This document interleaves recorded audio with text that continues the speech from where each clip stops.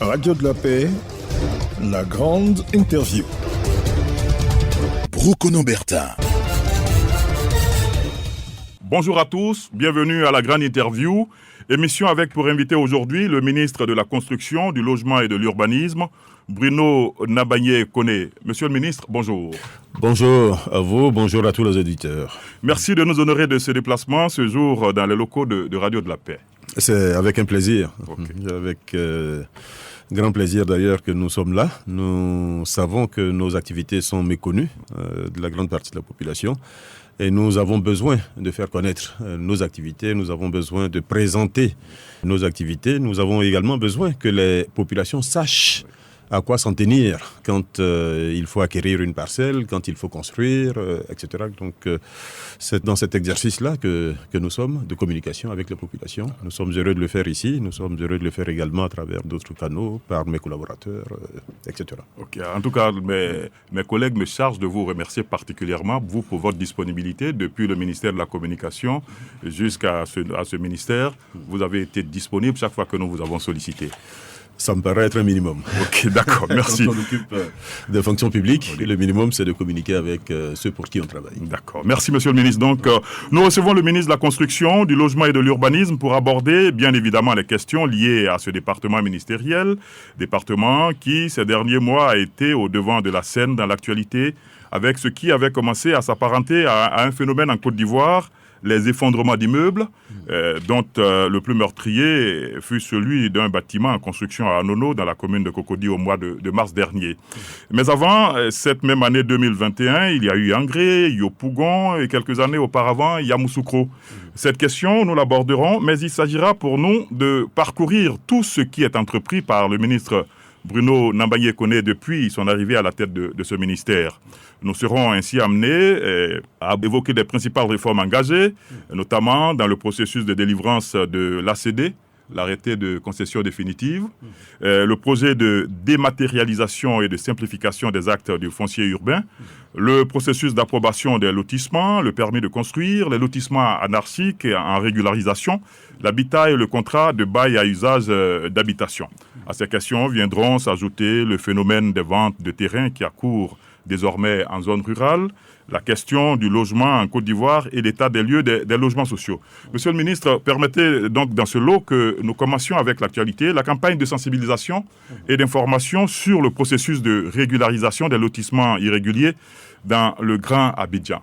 Alors, lotissement irrégulier, qu'est-ce que peut-on entendre par là ? Il s'agit en réalité d'un phénomène qui est très actuel, qui est également très ancien. Vous savez comment se fait l'urbanisation, des populations viennent, voient un espace, s'installent dans cet espace, et cet espace est progressivement mis en valeur, avec l'ouverture des voies, avec souvent même l'accès à l'électricité, à l'eau, etc.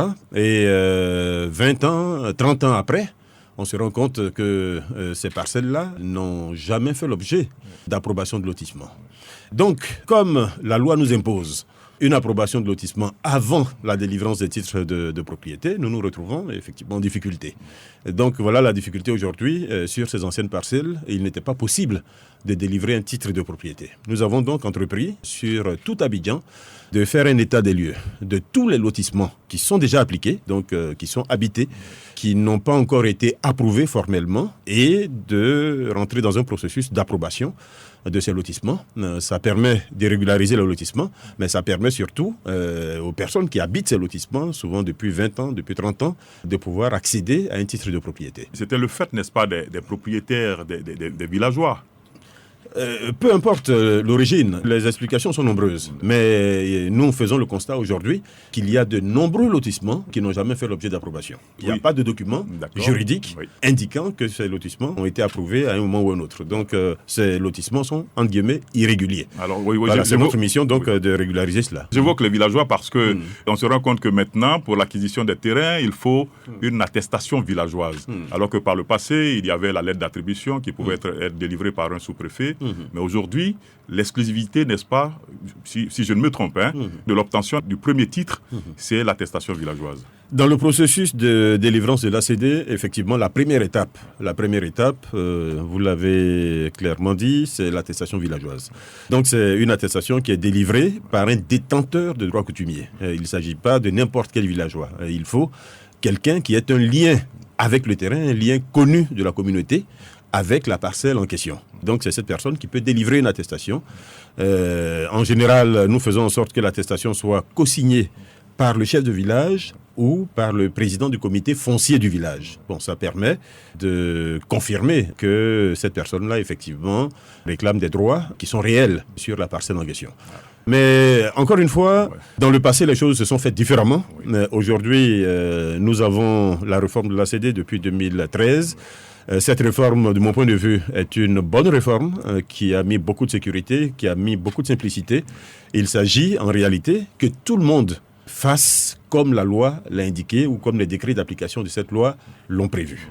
Aujourd'hui, la difficulté, c'est que chacun contourne, chacun veut prendre des raccourcis. Souvent même, certaines personnes veulent tricher. Donc tout ça nous met en situation difficile quand il s'agit de délivrer un titre de propriété. Parce que sur un lot, malheureusement, on ne peut délivrer qu'un seul titre. Donc quand il y a 10 personnes qui réclament à la fois la propriété de ce lot, à la fin, il y a 9 qui seront déçus et 9 qui vont évidemment nous taper dessus, pendant qu'un seul sera content. Alors donc ce phénomène, est-ce que ça n'avait pas bénéficié de certaines complicités, notamment au niveau des structures du ministère de la Construction? Vous savez, ne revenons pas sur le passé. Moi, je suis là depuis 3 ans. Depuis 3 ans, je me suis battu pour que les pratiques anciennes cessent. Nous avons sécurisé l'ensemble des process, nous avons mis de l'ordre dans les dossiers, nous avons mis en garde nos collaborateurs, nous avons simplifié l'accès à nos locaux, nous avons facilité les traitements à l'intérieur et c'est ce qui a permis en 2020 de signer 17 000 ACD.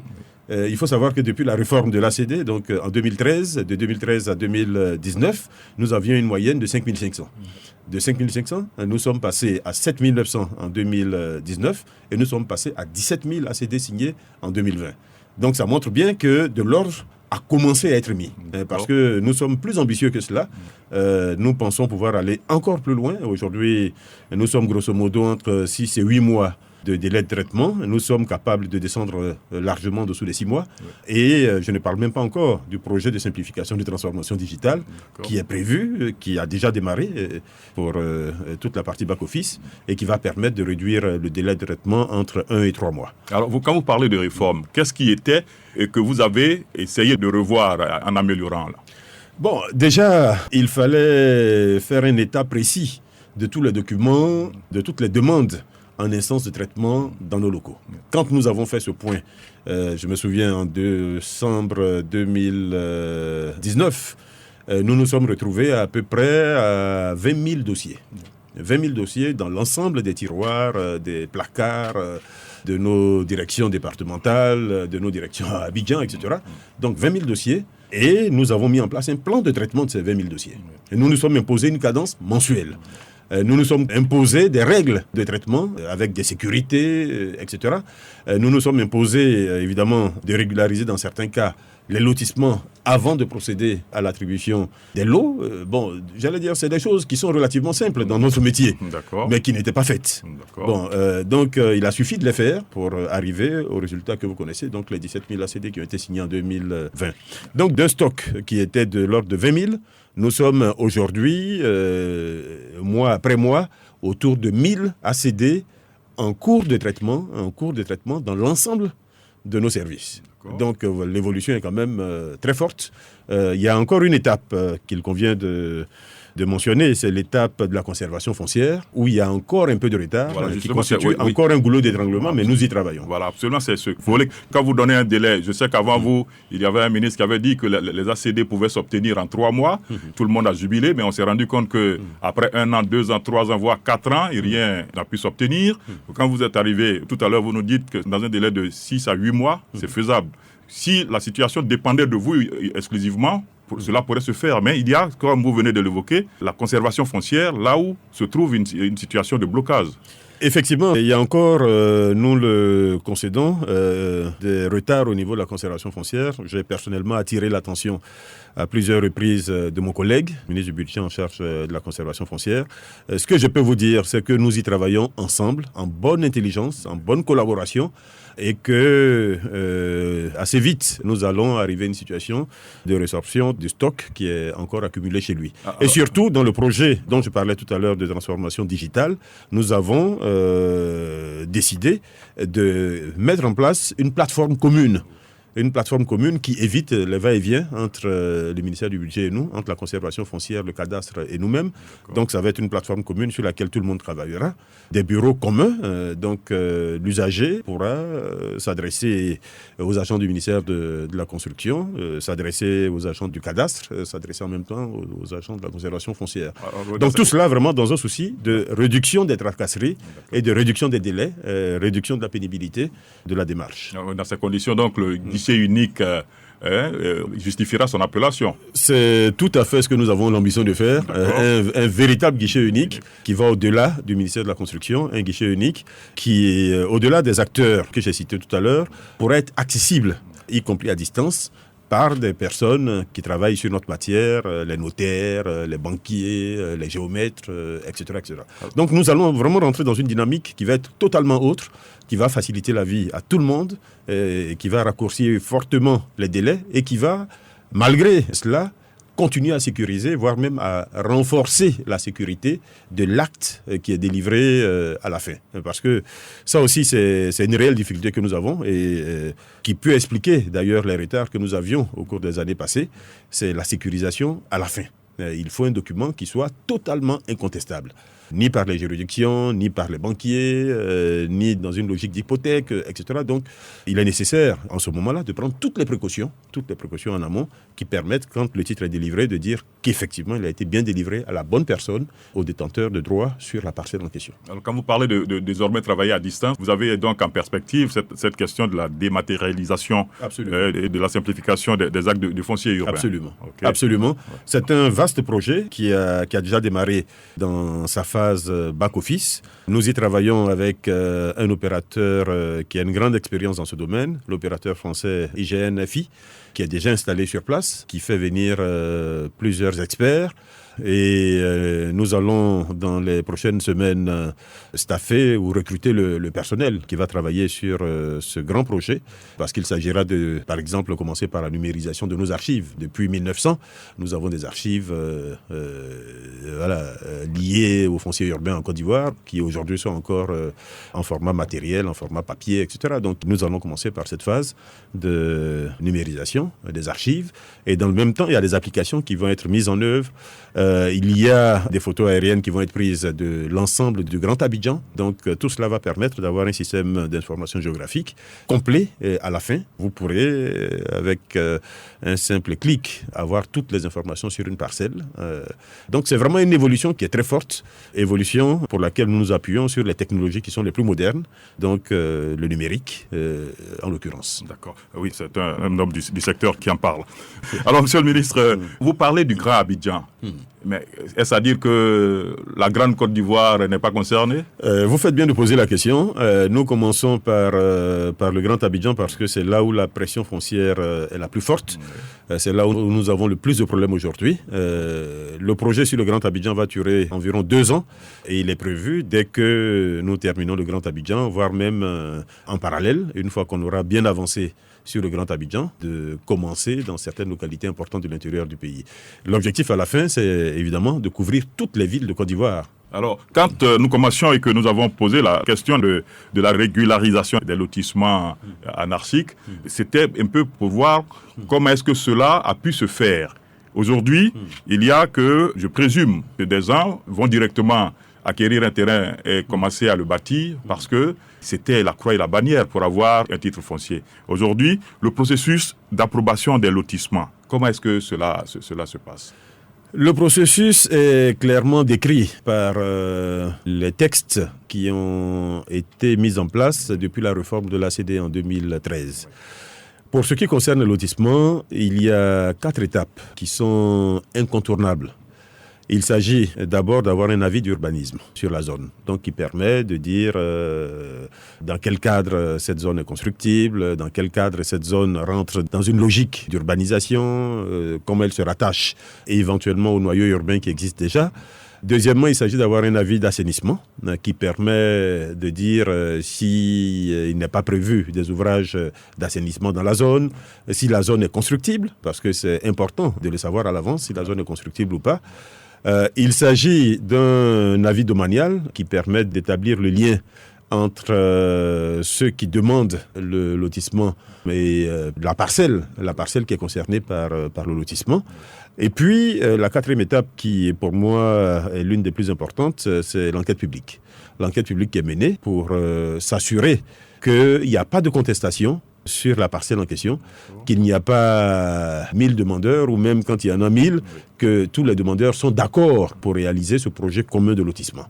Bon, cette dernière phase est conduite ou par la mairie ou par le sous-préfet de la localité, donc par une personne tierce au ministère de la Construction.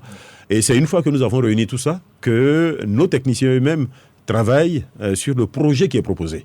Parce qu'un lotissement, c'est quoi? C'est une parcelle que vous décidez de mettre en valeur. Donc avec des ouvertures de voies, avec l'implantation d'équipements publics, avec du logement, quel type de logement, etc., etc. Donc c'est tout cela qui permet à la fin d'approuver le lotissement.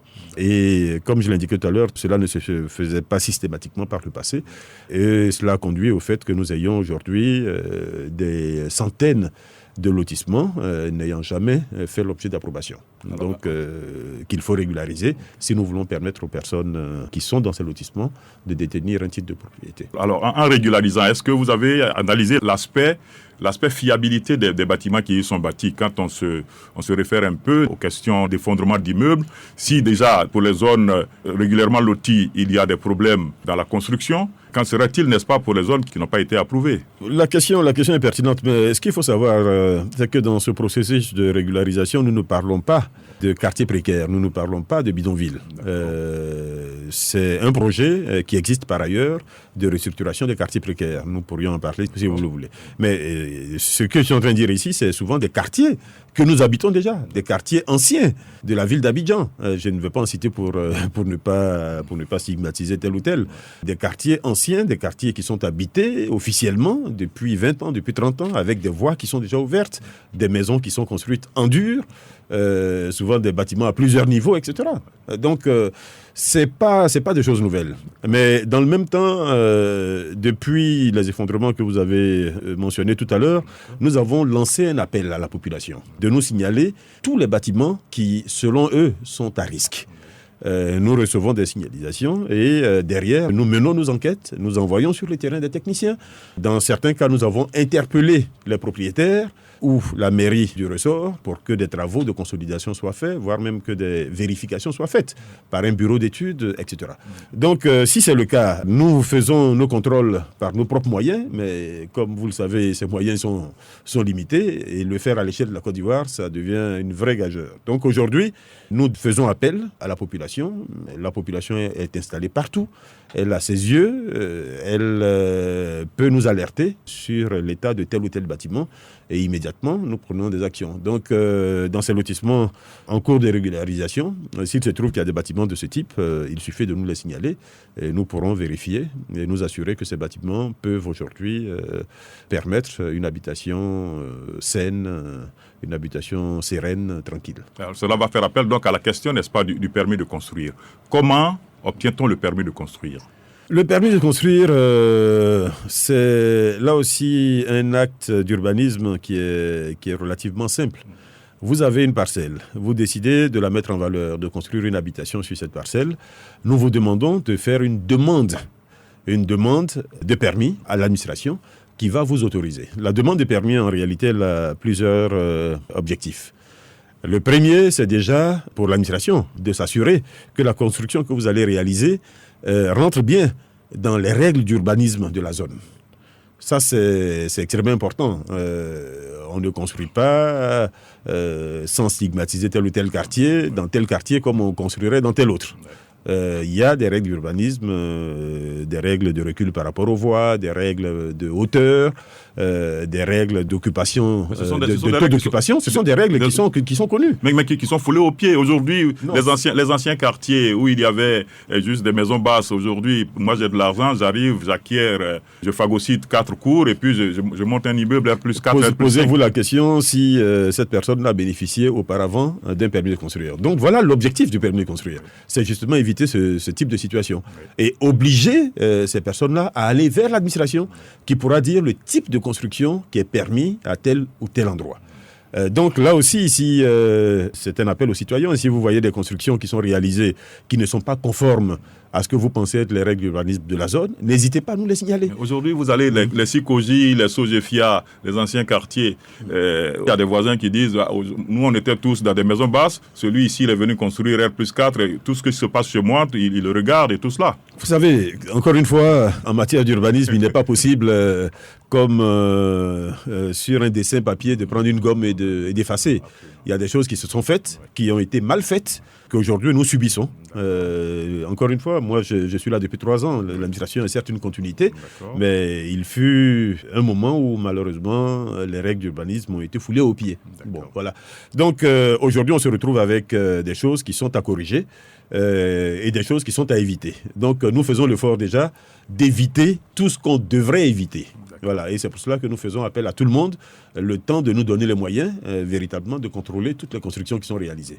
Mais par contre, quand les choses sont déjà faites, c'est une réelle difficulté, je le concède. Peut-être que le moment arrivera où on recherchera une solution par rapport à ce type de situation. Je rappelle que vous êtes à la grande interview avec pour inviter aujourd'hui le ministre de la Construction, du Logement et de l'Urbanisme, le ministre Bruno Nabagné-Koné. Alors, monsieur le ministre, avant d'aborder d'autres points, nous allons faire une incursion en zone rurale.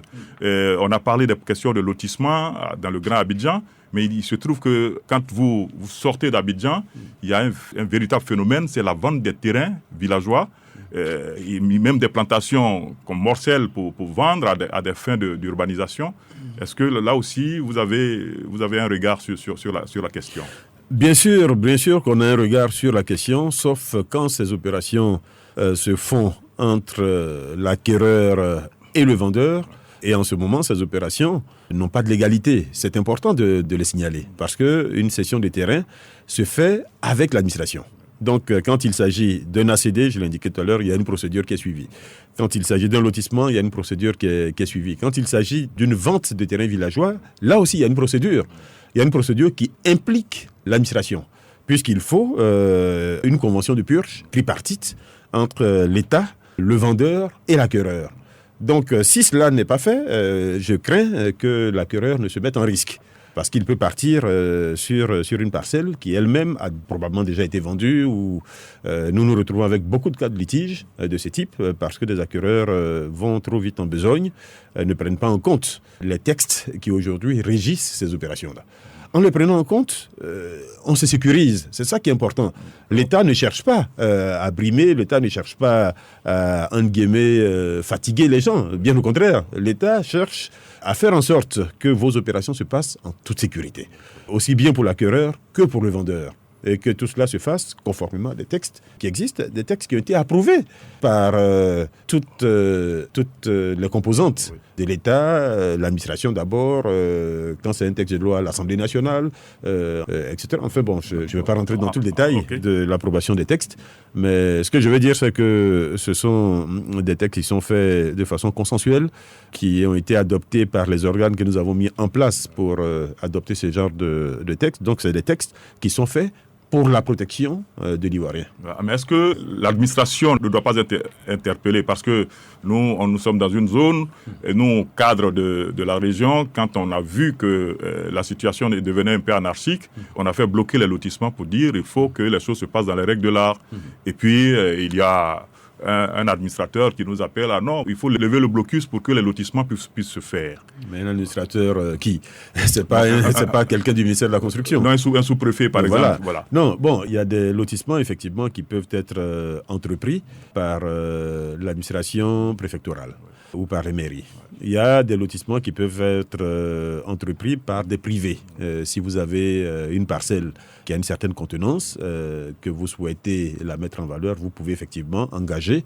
Et il y a les lotissements villageois, les lotissements ruraux, qui ont surtout pour objectif d'étendre un village, de donner plus de capacité au village. Bon, donc, il n'est pas impossible qu'un administrateur ou un maire, effectivement, propose qu'un lotissement soit fait. Mais, encore une fois, le lotissement, il se fait dans des règles et il se fait dans l'intérêt des populations. Il s'agit de mettre en valeur une parcelle qui est par exemple aujourd'hui totalement vierge. Si c'est de la brousse, qu'il s'agit d'ouvrir des voies, qu'il s'agit d'amener l'eau, d'amener l'électricité, de réaliser des lots qui sont ensuite cédés, on ne peut pas dire que c'est négatif. Voilà, mais il faut le faire évidemment de commun accord avec les populations qui sont détentrices de droits coutumiers. Il faut le faire en bon accord avec les populations qui habitent autour. Bon, cela nous paraît être le minimum. Okay. Alors, Monsieur le ministre, un aspect que nous allons aborder au moment où nous tendons vers la fin de cette émission, il y a la question du logement en Côte d'Ivoire. Le logement aujourd'hui, quel est l'état des lieux ? Je ne parle pas des logements sociaux, on va faire l'état des lieux des logements sociaux. L'état des lieux, aujourd'hui en Côte d'Ivoire, c'est que nous avons un déficit qui est relativement important. Nous avons un déficit de 500 à 600 000 unités de logement, de tout type de standing. Mais aujourd'hui, ce que nous notons, c'est qu'en Côte d'Ivoire, le logement de standing, haut standing, moyen standing, il n'y a pas de problème. Si vous voulez ce type de logement, vous allez dans certains quartiers d'Abidjan, vous en trouverez à foison. Donc la difficulté aujourd'hui n'est pas à ce niveau-là. La difficulté, c'est surtout au niveau du logement économique et du logement social. Aujourd'hui, nous avons mis des définitions, mais l'élément le plus simple dans la définition, c'est le prix. Donc le logement social, c'est celui qui est vendu en dessous de 12,5 millions et le logement économique, c'est celui qui est vendu en dessous de 23 millions. Voilà. Donc aujourd'hui, c'est là la difficulté. Ce type de logement, pour être réalisé dans de bonnes conditions et être vendu à ces prix, a besoin d'un accompagnement de l'État. Nous avons regardé ailleurs, nous avons fait des benchmarks et partout où ce type de politique a réussi, cette politique a bénéficié d'un accompagnement important au plan budgétaire de l'État. Donc nous avons fait le constat des besoins qu'il y a. Ces besoins étaient soumis au gouvernement, donc à qui il appartient aujourd'hui d'arbitrer. Nous avons même proposé des voies nouvelles pour permettre à l'État de disposer de ressources plus importantes, notamment à travers un prélèvement de taxes parafiscales. Donc une logique de parafiscalité qui permettrait de soutenir davantage le logement social. Donc le logement riche pourra soutenir de cette façon le logement, entre guillemets, moins riche. Donc tout cela parce que les besoins les plus importants ne sont pas couverts. Et les besoins les plus importants, encore une fois, je l'indiquais tout à l'heure, c'est le logement social et c'est le logement économique. Donc nous nous battons. Il y a un projet présidentiel de construction de logements sociaux, comme vous le savez, qui a été lancé, qui a été un peu freiné dans son élan à cause justement de certaines difficultés, dont les problèmes d'accompagnement que j'indiquais tout à l'heure par l'État, dont on peut le dire aussi l'insuffisance de qualification de certains acteurs qui avaient été recrutés pour réaliser ces logements, l'insuffisance de ressources financières, donc à travers le système bancaire affecté à ce type de logement. Nous avons fait un état des lieux de tout cela. Aujourd'hui, nous avons une situation qui est relativement claire et nous essayons d'avancer dans des conditions différentes. Vous nous avez entendu parler de location-vente parce que nous estimons qu'il faut recréer la confiance entre le projet et les acquéreurs. Et la location-vente permet cela puisqu'il n'y a pas de débours avant de commencer à habiter la maison. On est dans la maison et on paye des loyers jusqu'au terme de la location-vente. Et surtout, nous mettons l'accent, nous avons là aussi fait des propositions au gouvernement, nous mettons l'accent sur la location simple. Parce que il est normal que tout le monde puisse désirer être propriétaire. Il est normal que tout le monde veuille accéder à la propriété. Oui. Mais partout dans le monde, il y a des gens qui sont propriétaires et il y a des gens qui sont locataires. Moi-même, quand j'ai commencé à travailler, j'ai été locataire pendant plusieurs années avant de chercher à accéder à la propriété. Bon, donc, ça veut dire qu'il y a ce besoin important, parce que 80% de la population abidjanaise aujourd'hui n'est pas propriétaire. Donc il y a ce besoin important d'étoffer l'offre en location simple, premièrement, et de réguler cette offre-là. Bon, c'est ce que nous essayons de faire. Je l'ai indiqué tout à l'heure, je ne vais pas rentrer dans les détails. À ce stade, des propositions sont faites. Et dans l'intervalle, nous essayons d'agir quand même sur l'offre privée. à travers le contrat de bail à usage d'habitation, Voilà, justement. Qui permet de limiter le nombre de mois de caution, le nombre de mois de loyer d'avance à deux. Aujourd'hui, ça s'applique. Nous avions des dizaines à l'époque de plaintes quotidiennes. Aujourd'hui, nous n'avons plus du tout de plaintes de ce type.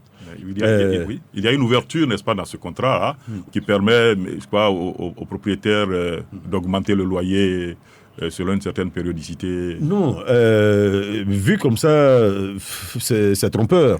En réalité, les propriétaires, avant, ils pouvaient augmenter le loyer quand ils le voulaient. Oui.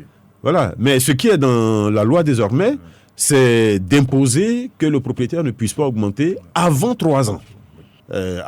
Donc, quand il y a une augmentation, le propriétaire ne peut plus, avant 3 ans, procéder à une autre augmentation. C'est ce que la loi dit.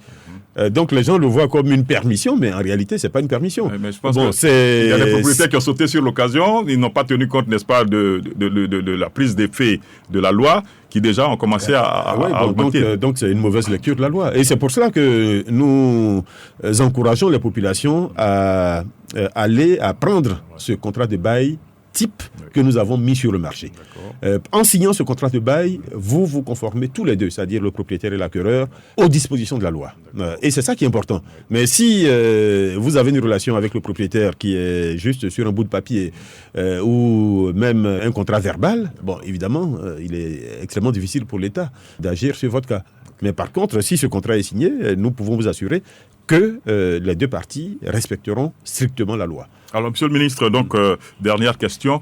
Aujourd'hui, les Ivoiriens vous regardent dans tous les sentiers que vous avez entrepris. Est-ce qu'il y a ce rêve qu'ils peuvent caresser de voir le plus grand nombre acquérir une maison aujourd'hui? Bon, vous allez directement sur la finalité de notre action. La finalité de notre action, évidemment, c'est de permettre au plus grand nombre d'accéder à une habitation. Mais comme je l'indiquais tout à l'heure, cela démarre par les questions foncières. Nous avons beaucoup travaillé. Déjà, nous avons amélioré l'accès à un titre foncier, l'accès à la propriété foncière, c'est le départ. Nous avons beaucoup travaillé sur la question d'urbanisme, parce que, à notre sens, il ne faut pas seulement chercher à habiter quelque part. Il faut chercher à habiter dans un cadre qui lui-même soit assaini, dans un cadre qui soit décent, dans un cadre qui soit agréable. Donc, nous travaillons très fortement sur les questions d'urbanisme.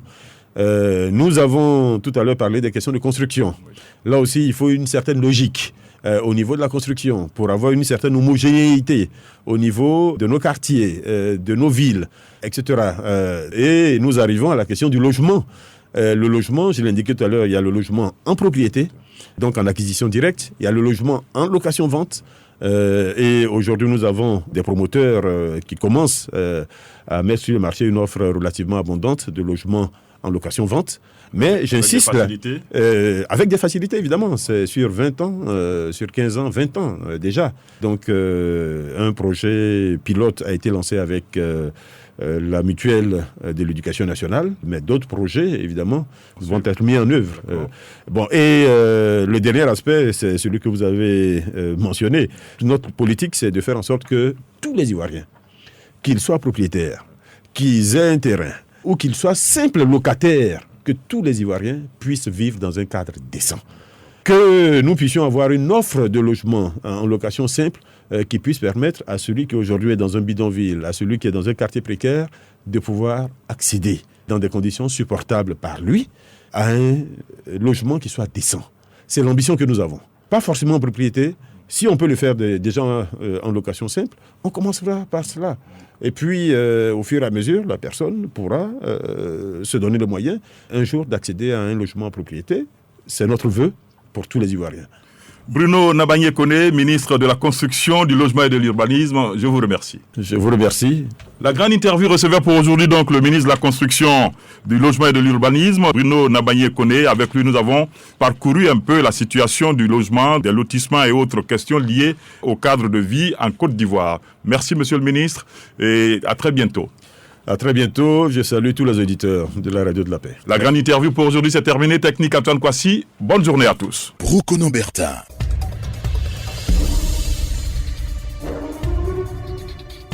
Vous venez de suivre la grande interview.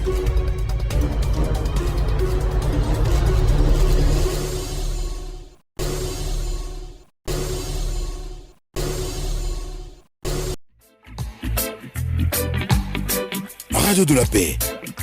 Se parler, s'écouter, se comprendre.